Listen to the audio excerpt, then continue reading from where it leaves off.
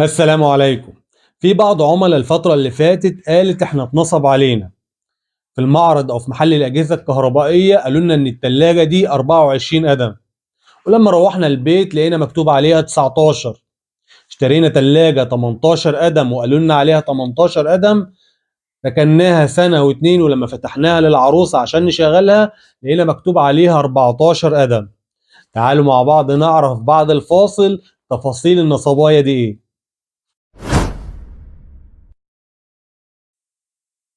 بداية الموضوع من 6 أو 7 سنين حصلت المشكلة. قبل كده كانت التلاجة بيتكتب عليها السعة والحجم المكافئ. تلاجات قبل 7 سنين فاتوا أو قبل 6 سنين فاتوا ما كانش بيتكتب عليها أي قدم.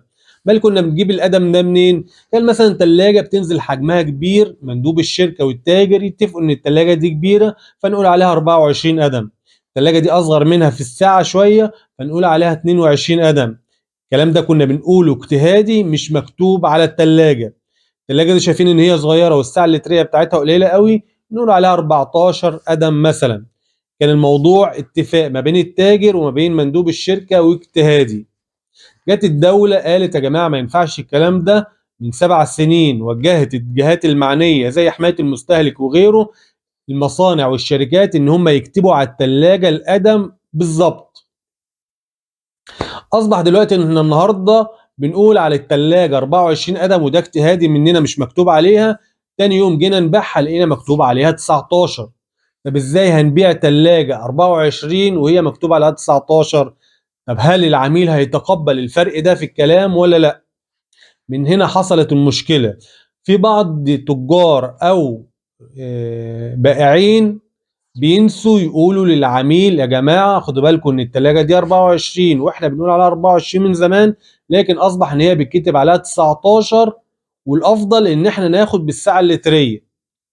في تجار وبائعين نسوا يقولوا الكلام ده، وفي تجار وبائعين قاصدين ان هم ما يقولوش عشان العميل ما بيتقبلش. لما نقول له التلاجة دي 19 قدم ولا 18 قدم مع انها كبيرة ما بيتقبلش، وممكن يسيب التاجر ويمشي وما ينفذش البيع. ففي بعض ناس بتأثر عن سهو، وفي بعض ناس بتأثر عن عمد، ومن هنا حصلت المشكلة.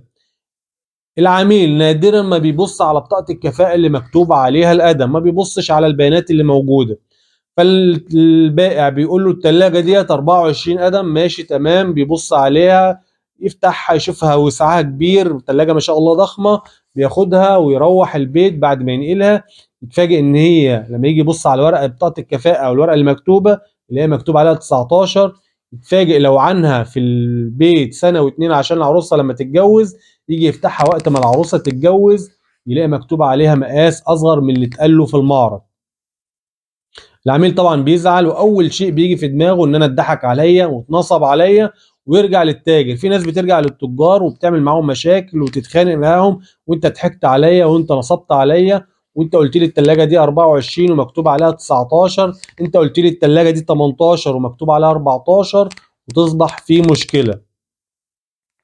علشان الكلام ده ما يتكررش، احنا بننصح اي تاجر او اي بائع في المبيعات ان هو يوضح للعميل اي نعم الموضوع ده هياخد منك وقت، ممكن مرة او اتنين العميل ما يتقبلش الموضوع وممكن البيعة كلها تبوظ، بس انت بتوضح شيء مهم جدا عشان بعد كده ما يبقاش في اي عتاب عليك او اي حد يقول ان انت قصرت في الشغل بتاعك. لازم تبين ان التلاجة دي الساعة اللترية بتاعتها كذا، مكتوب عليها كام قدم، وفي السوق متعارف عليها ان هي بيتقال عليها مقاس كذا.